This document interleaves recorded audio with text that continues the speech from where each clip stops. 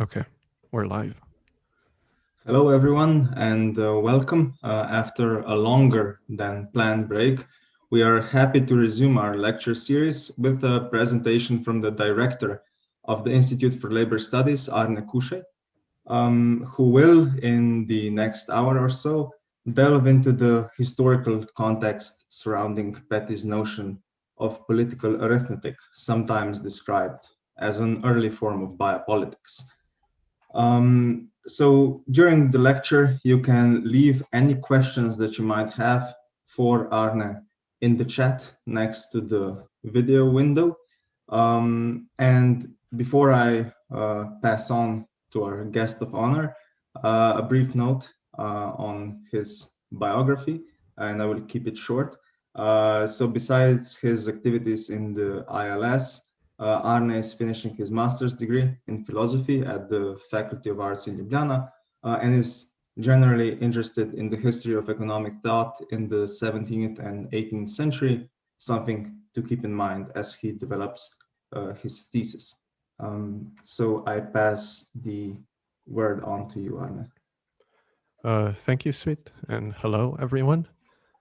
As the title suggests, and as my colleague has already mentioned, the topic of today's lecture is the project of political arithmetic as envisioned by the 17th century thinker William Petty. Now, this topic can be approached in several different ways depending on what part of political arithmetic's development or social context one wishes to stress. My own approach will emphasize the connection between political arithmetic and the philosophy of Francis Bacon, focusing in particular on the way Petty followed Bacon in his attempts to intertwine knowledge and power.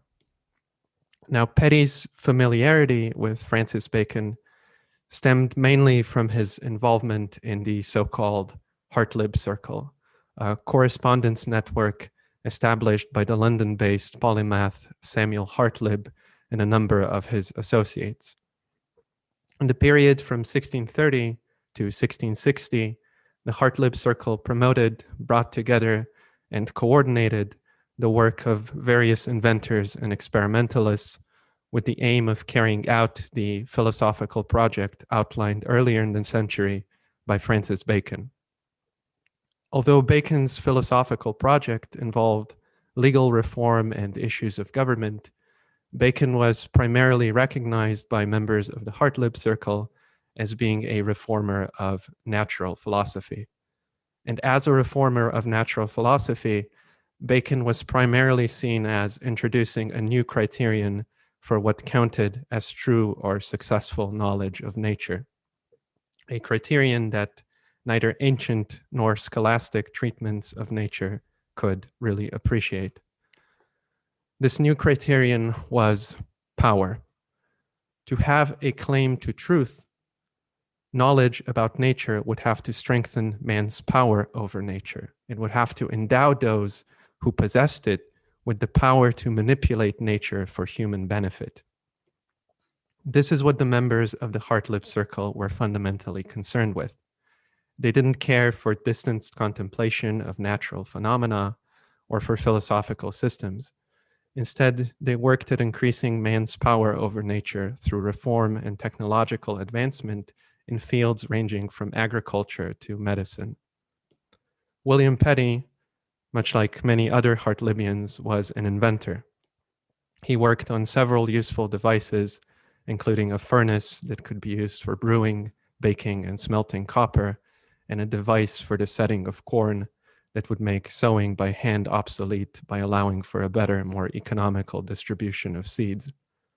In pursuing these inventions, Petty was consciously following the Baconian ideal of knowledge conjoined with power. He made his endorsement of this ideal explicit in a letter sent to Hartlib, where he stated that, quote, "I accompt him the best philosopher that knoweth most of and is best acquainted with nature's works, and knoweth how to rule them in order to the procurement of good to mankind, wherefore God made them." End of quote. As Petty well knew, Bacon envisioned power over nature's works as the result of a long and difficult process. According to Bacon, a productive relationship to nature was possible only by firstly compiling empirical facts in what were referred to as natural histories, and secondly, using these facts to arrive at principles or laws that explained how specific qualities could be induced for human benefit. Following this process, Petty and other members of the Hartlib Circle labored away on natural histories, gathering facts through observation and experiment. One of the more well-known Hartlibian natural histories was A Natural History of Ireland, primarily written by the Dutch physician Gerard Bout. It described Ireland's shores, woodlands, forests, rivers, lakes, its soil, its vegetation, etc. And it did so in considerable detail. It was no secret, however, that this detailed compilation of facts was not an end in itself. In true Baconian fashion, it was meant to facilitate power, serving as a baseline for understanding how the Irish landscape could be manipulated, how new useful qualities could be induced, particularly through agricultural improvement. Now, Bacon scholar Paolo Rossi comments that, quote, "For Bacon, mankind appears to have no greater purpose than to generate or superinduce new natures on a given substance," end of quote. This could just as easily be said with regard to Petty and the rest of the Hartlib Circle, who were interested in projects such as qualitatively transforming the Irish landscape. Importantly, Rossi explicitly links this goal of inducing new qualities to the discipline of alchemy, which interested both Bacon and many members of the Hartlib Circle, including Petty, who himself performed alchemical experiments and was treated by some of his Hartlibian colleagues as an authority on the subject. It's crucial to remember that in the 17th century, alchemy was neither an enemy of science in general, nor a false spiritualist counterpart of chemistry in particular. It was rather, in many cases, a down-to-earth way of coming to grips with a vast array of material processes that could be used for human benefit. As Petty scholar Ted McCormick notes, quote, "Baking, brewing, dyeing, farming, metalworking, and the natural processes these trades employed all depended on micro-level material transformations that could be understood in alchemical terms," end of quote. The name alchemist gave to the material process or procedure that Bacon described as the generation or superinduction of new qualities on a given substance was transmutation. Neither Bacon nor the Hartlibians saw transmutation as an unnatural procedure. In fact, for them, successful transmutation, whether of a small object or of something as large as the Irish landscape, meant working with nature rather than against it. It implied an understanding and an acceptance of the natural laws or principles that constrained and enabled manipulation or transformation. In other words, nature had to be obeyed in order to be dominated. Nature's laws had to be enlisted rather than simply ignored to achieve any kind of transmutative goal. Both natural histories and a sense for the constraints set by natural laws were crucial for Petty's thinking. Just as crucial, however, was the way that for Bacon, power over nature linked up with political power. Reformed knowledge production, as Bacon and his followers envisioned it, was not the work of isolated individuals, but rather collective work that involved a division of labor and a set of shared or mutually complementary norms that governed individual activities. Baconian natural philosophy didn't rely on individual genius, but on the individual's subordination to to the rules and norms of a community of natural philosophers. These rules and norms were intertwined with a number of material resources, including, for example, libraries for storing and recalling knowledge, furnaces for alchemical experiments, and observational tools such as microscopes and telescopes that allowed the natural philosopher to transcend the limits of common sensory perception. If a community of knowledge producers was not properly organized, or if the proper tools were not provided for, there could be no real power over nature. Obviously, this meant that natural philosophy was an expensive and logistically complicated affair. It's partly because of the material difficulties involved in this project that Bacon envisioned his reform of natural philosophy as, well, a project undertaken by the English state.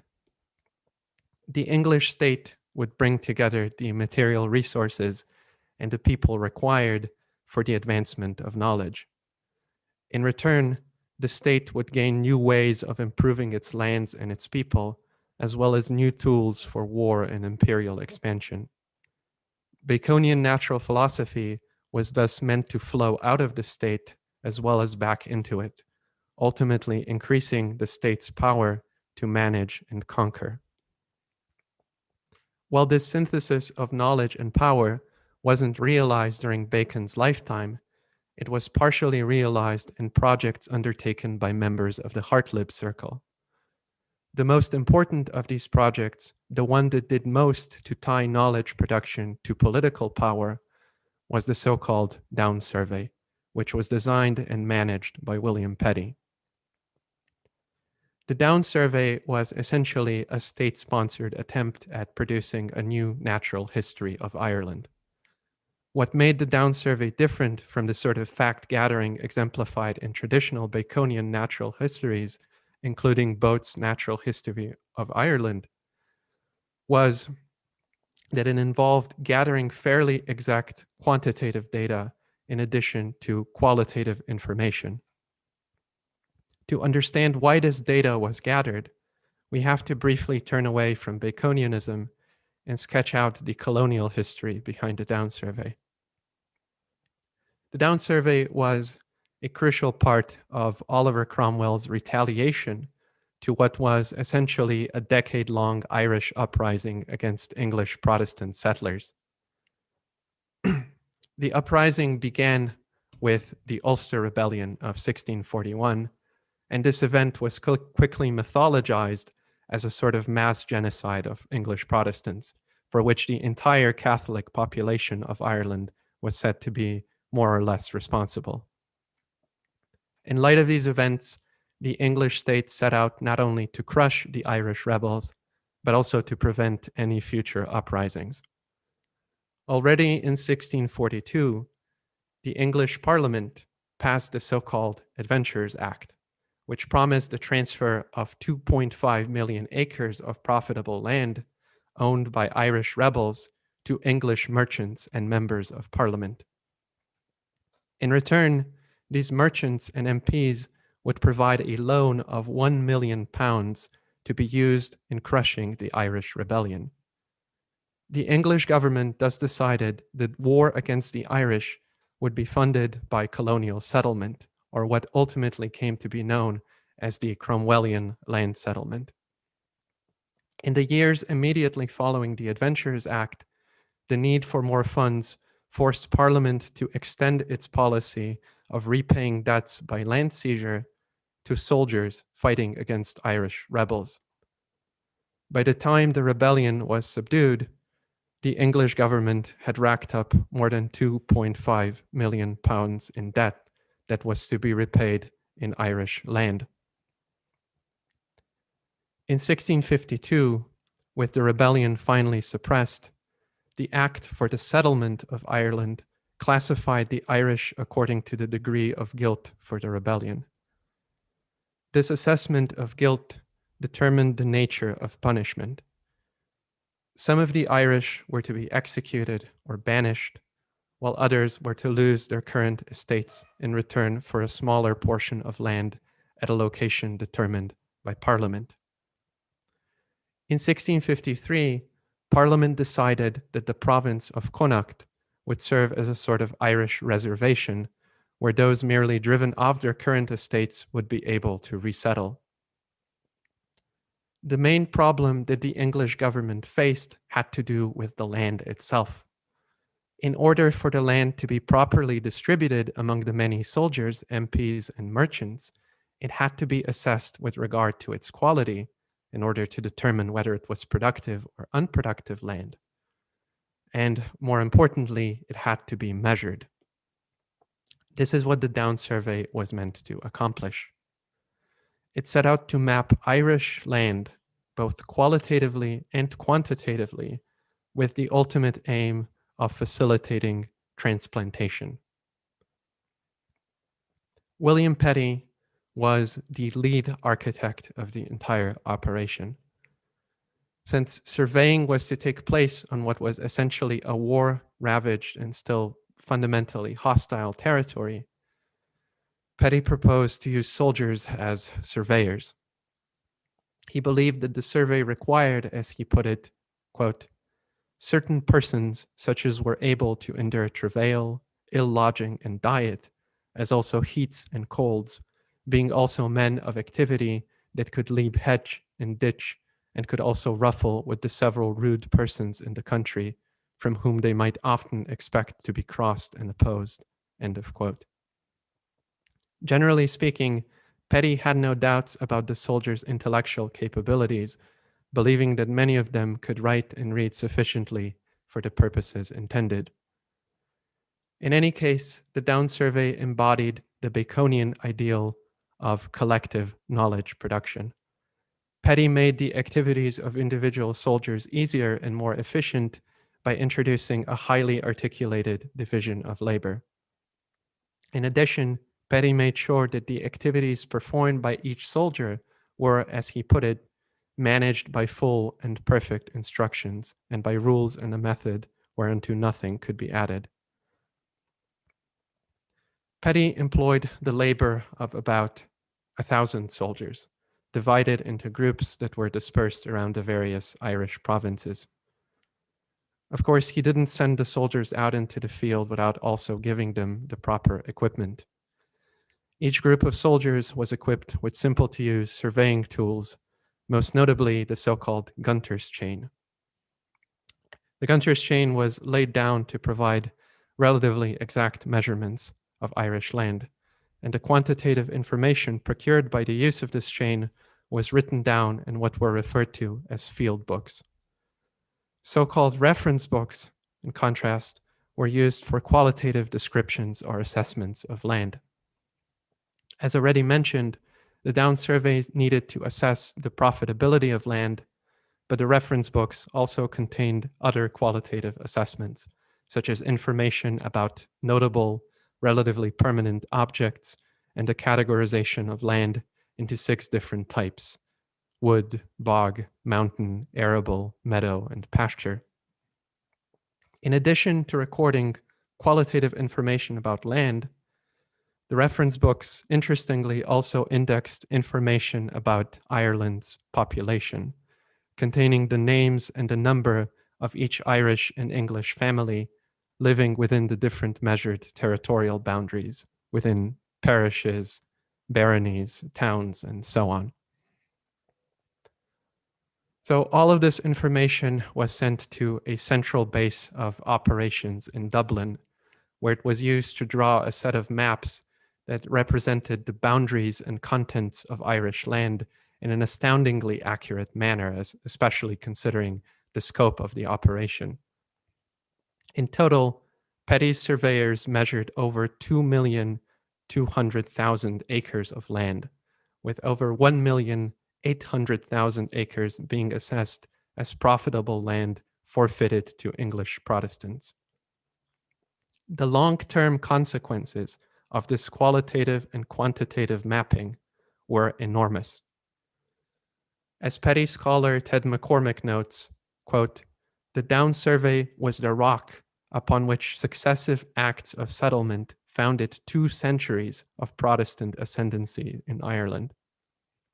It enabled the redistribution of approximately 8,400,000 acres of land from Catholic to Protestant owners, transforming Ireland's social geography and cementing English colonial domination of the island.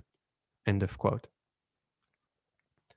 With the Down Survey, Petty achieved an astonishing synthesis of knowledge and power, a synthesis that, in its own way, realized Bacon's ambitious reform of knowledge production.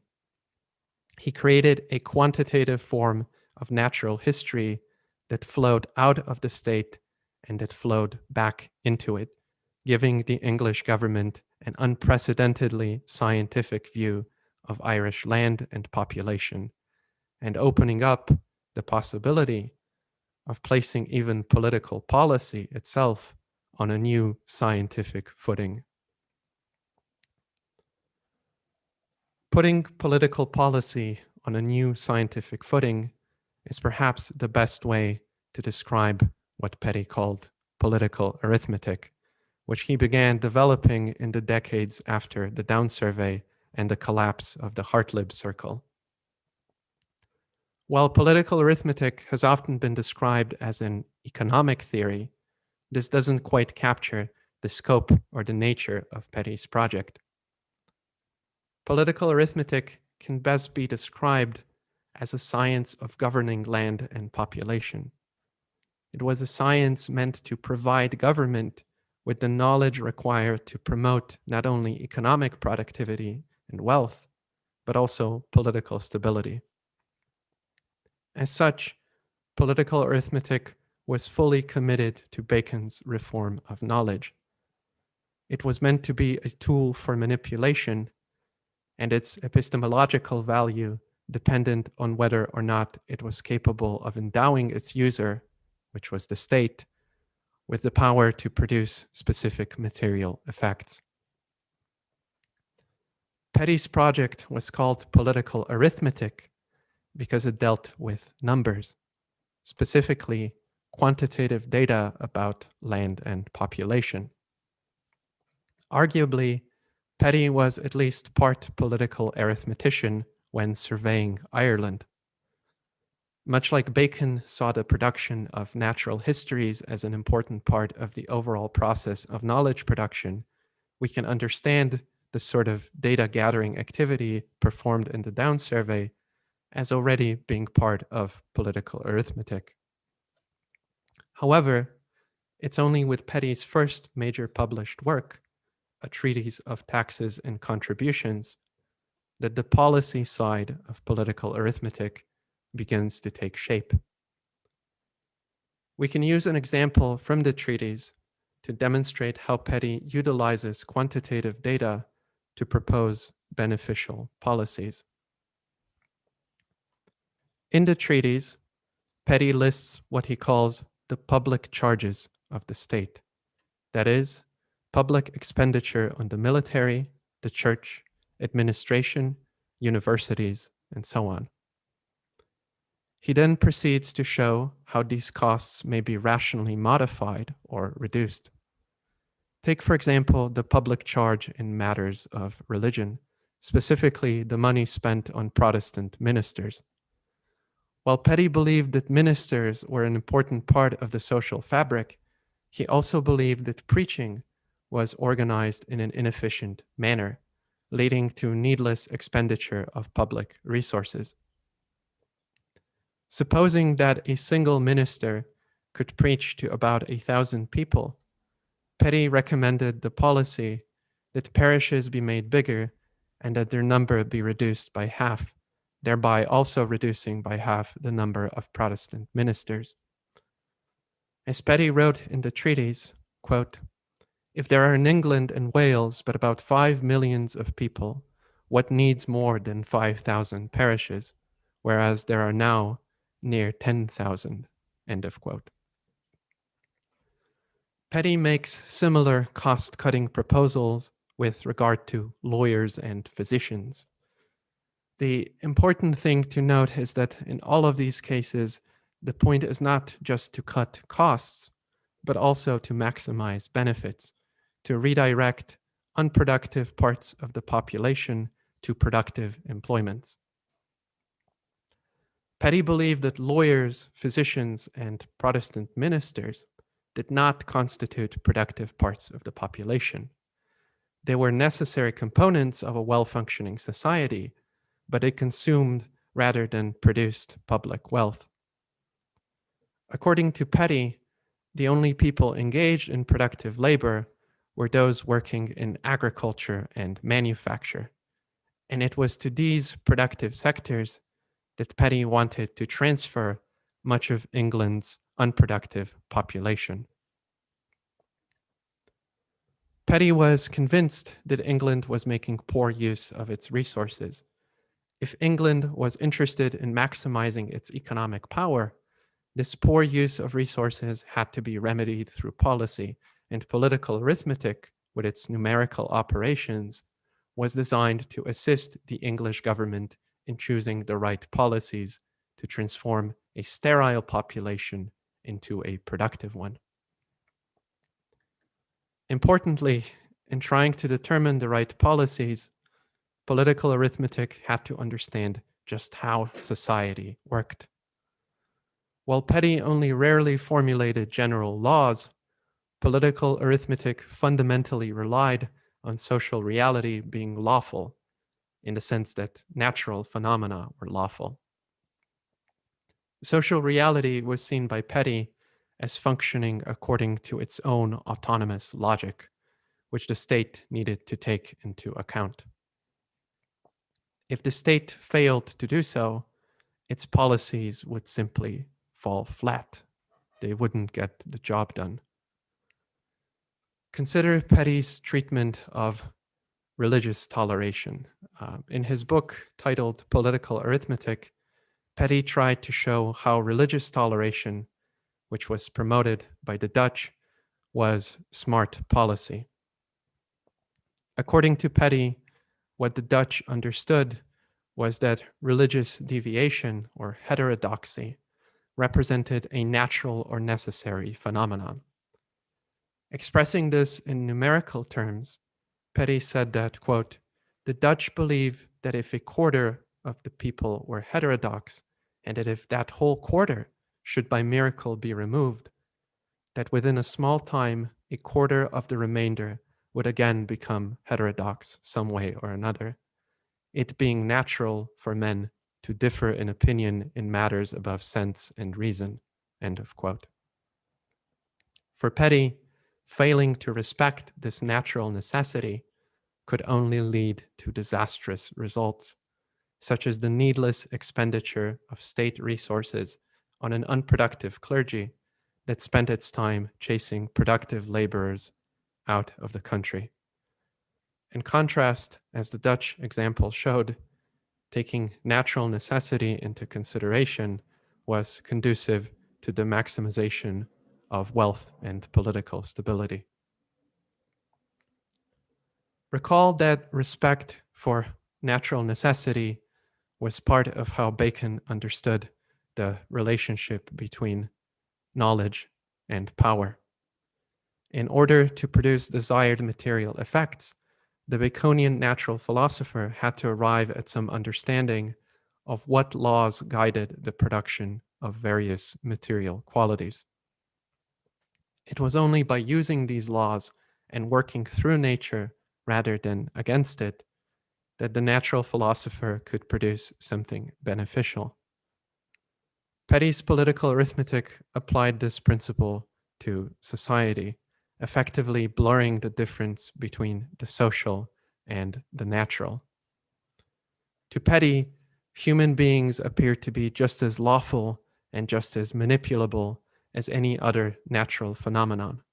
He saw no problem in extending the alchemical basis of Bacon's natural philosophy to social phenomena, even going so far as to use alchemical terms to describe political arithmetic's proposals. As Petty scholar Ted McCormick has shown, the alchemical notion of transmutation was an important part of Petty's proposals concerning Ireland. After the Down survey, Petty was continually interested in manipulating Ireland to suit English interests. And his policy proposals often addressed the problem of Irish transplantation. Recall that Cromwell's government proposed the transplantation of the Irish to the province of Connacht, a policy that ultimately proved to be ineffective, but that promised a removal of Irish Catholics from the lives of English Protestant settlers. Ideally, removing the Irish would prevent any kind of future uprisings and massacres. It would ensure political stability and safety. But Petty was not convinced that this was sound policy. As McCormick notes, Petty believed that, quote, the Irish could not simply be removed, among other reasons because Irish Catholics supplied the English plantations with the bulk of their labor force, end of quote. The policy of transplantation was determined by Petty to be harmful to English economic interests. A different policy of pacifying the Irish, of making sure that the Irish would not rebel again, would have to be found, one that allowed for mixed settlement. The policy proposed by Petty's political arithmetic was the transmutation of the Irish into English.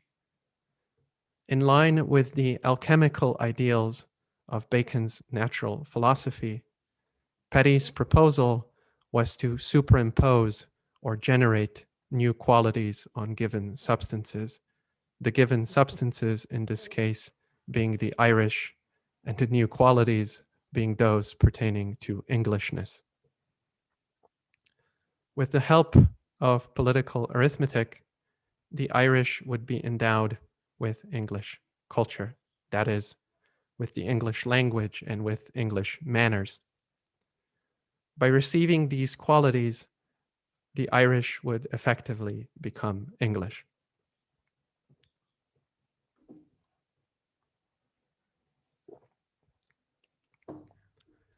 The transmutation envisioned by Petty would be accomplished by means of women, English women to be precise. Petty proposed that the English state transport a carefully proportioned amount of English women to Ireland, where they would marry and have children with Irish men. According to Petty, the desire that Irish men would feel for their English wives would temper the hostile attitudes of these men towards English settlers in general. Moreover, the children of Irish men would be raised by English mothers. A new generation of Irish children would consequently learn to speak the English language and to act in accordance with English manners. It's ultimately through these children that the Irish would be transmuted into English, leading to a fundamentally unified and pacified Ireland. The political arithmetician could predict this result by considering a few general principles governing human behavior, one concerning cultural difference as a source of human conflict, another concerning the nature of male sexuality, and a third pertaining to the privileged relationship between women and children. The pacification of the Irish relied on these natural necessities as much as it relied on state intervention. If the political arithmetician proposed that the English state facilitate a quantitative increase of English women in Ireland, it was because he proposed that once this quantitative increase took place, nature would do the rest. As Ted McCormick puts it, quote, the alchemist proceeded by letting or helping nature work. Once the right initial conditions had been created, the transmutation of the Irish into English would naturally flow, end of quote. While Petty's plan never really got off the ground, it's still an interesting example of the way political arithmetic synthesized knowledge and power. Treating human behavior as lawful material processes, Petty wanted to aid the state in qualitatively altering populations through quantitative redistribution. In proposing the transmutation of the Irish into English, Petty cemented political arithmetic not only as a tool of state power, but also as a way of exercising power over nature, in this case, human nature. It was a Baconian project through and through, not least in its close relationship to alchemy.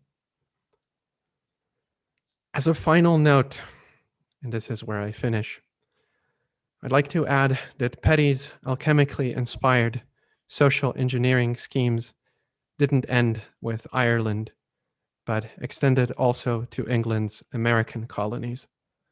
Political arithmetic was, if nothing else, a flexible tool capable of addressing a wide array of political and economic problems. It was also open-ended in the sense that its proposals often subtly shifted to fit changing situations and interests. What remained constant, however, was the use of quantitative data to propose qualitative transformation or transmutation. Petty's political arithmetic never ceased to believe in the power of quantitative knowledge, the power of this knowledge to alter lands and populations. And given the success of the Down survey, this belief didn't have to be rigorously argued for. It was something already proven in practice. Thank you.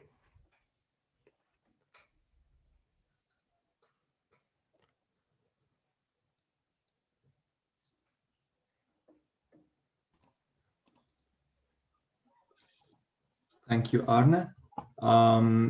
We now turn to the chat and the questions of the public. If you haven't, you can still write down your question in the chat. And we have the first one. Should I read it out to you, or do you want me to copy and paste read it? No, please read it out to me. Does Petty's idea about the lawfulness of social phenomena justify the interpretation that he was one of the first liberal economic thinkers? No, I don't think so. At least if liberal is meant in the economic sense, like Petty was already Adam Smith, like he was proposing some sort of invisible hand theory. No, I don't think so.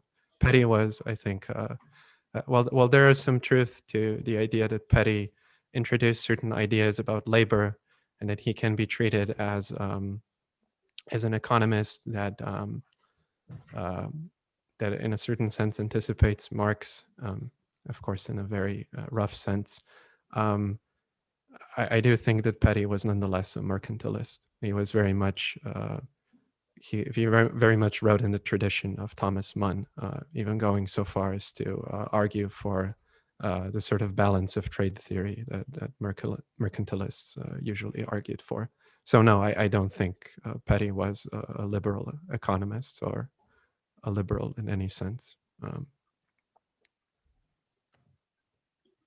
And there's another question. Would you argue that Petty's theory can be seen as a predecessor of Foucault's theory of biopolitics? This is a difficult question. Well, Foucault typically didn't speak of biopolitics in the context of the 17th century. I think this would be crossing paradigms a little bit. But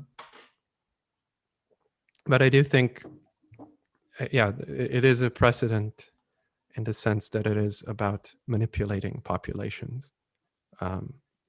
How does, I don't think Petty is necessarily primarily interested in life, as biopolitics, as the paradigm of biopolitics implies. But yes, in the sense of a population being the object of sort of governmental manipulation, I think in this sense, yes, Petty is a sort of predecessor of biopolitics. And also the interplay you somewhat hinted at, right? The modification of social conditions to refining human nature. That seemed like a Yeah, nice parallel. I do nonetheless think that Petty is far closer to what Foucault described as the disciplinary regime than he is to Foucault's treatment of biopolitics.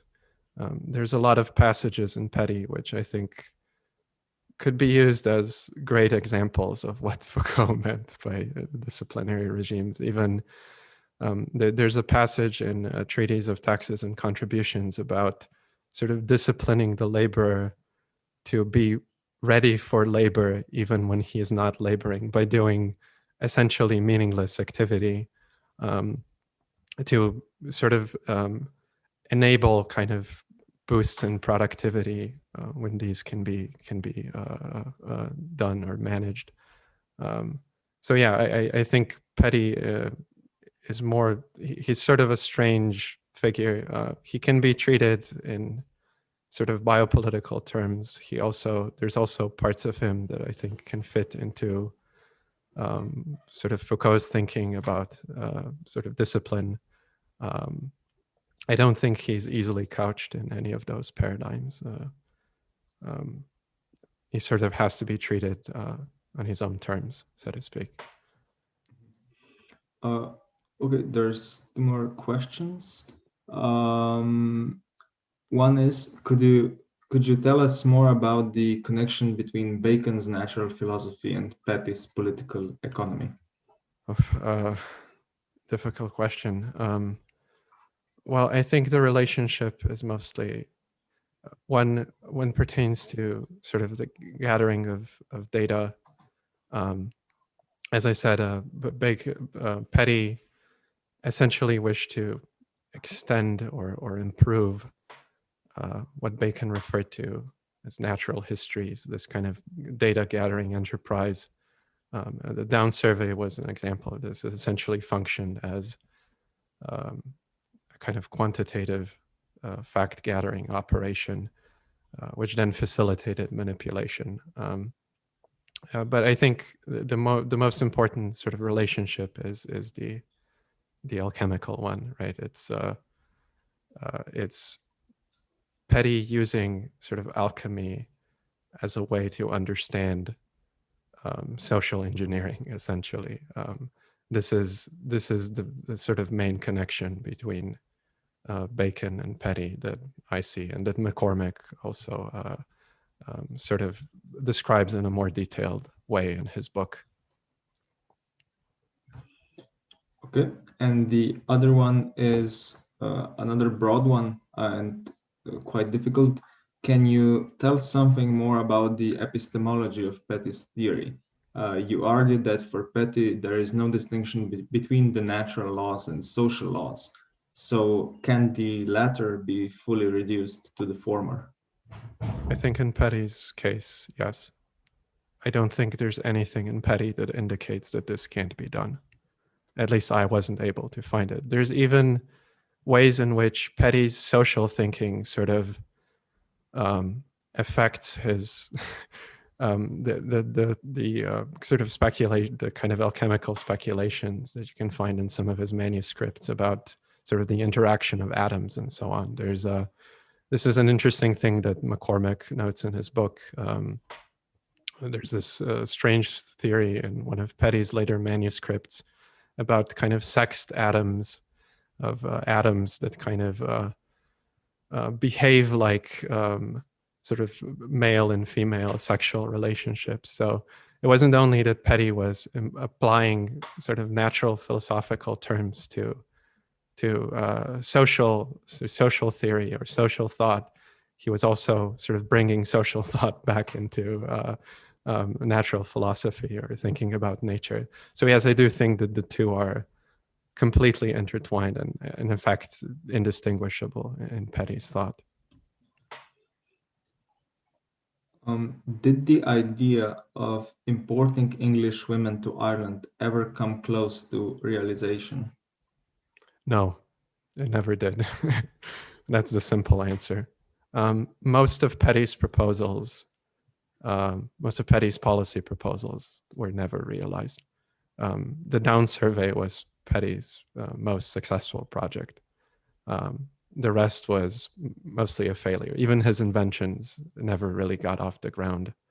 But it's still interesting. It's still very interesting to read about these things because they do sort of demonstrate this kind of grand ambition of synthesizing knowledge and power, even if this ambition was never really fully realized during Petty's life, with the exception maybe of the Down Survey, which is a great example of Petty's actually succeeding at realizing sort of the Baconian dream of this like collective kind of knowledge production taking place with the help of the state and sort of benefiting the state in return.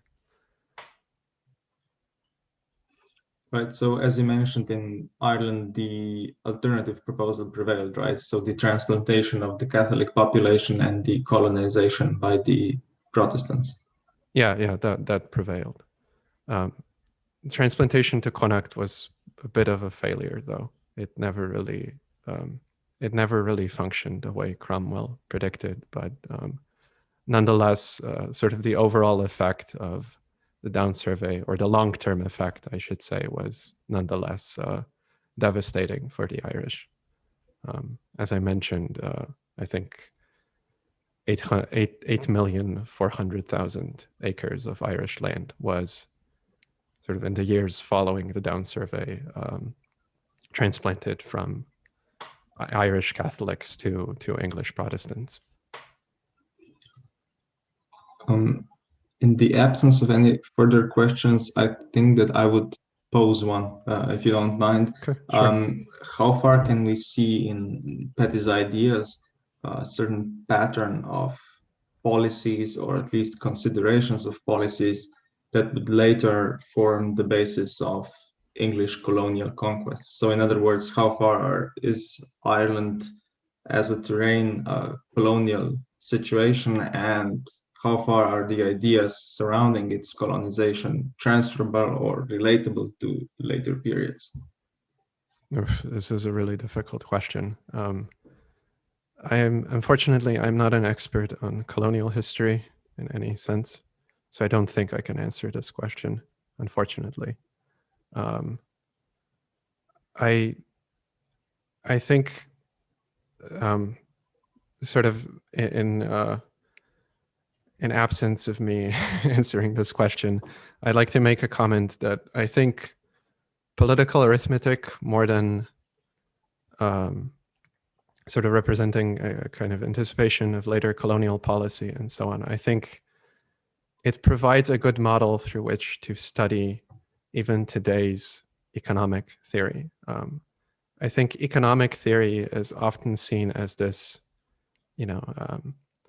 you have theoreticians and they write about this thing called the economy, and it has certain sort of regularities, and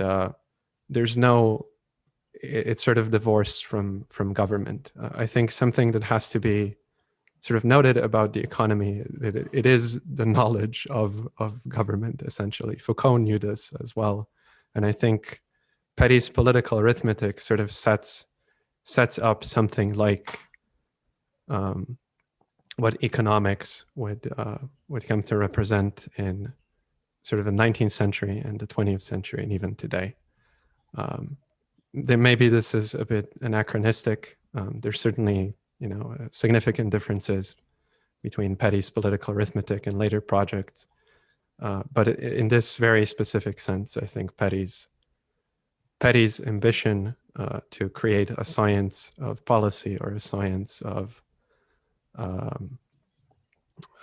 government sort of anticipates the role that economics would come to have in the following decades and centuries. I think that's a great conclusion to a terrific lecture. Thank you again. Thank you. And thanks to everyone for joining us and listening. And we'll see you next week when, if I'm correct, we have the Infocolpa collective, who will inscribe its activities concerning the refugee crisis, if that's still a term that one can use, into our recurring topic of biopolitics. Thanks for joining us again, and see you next week.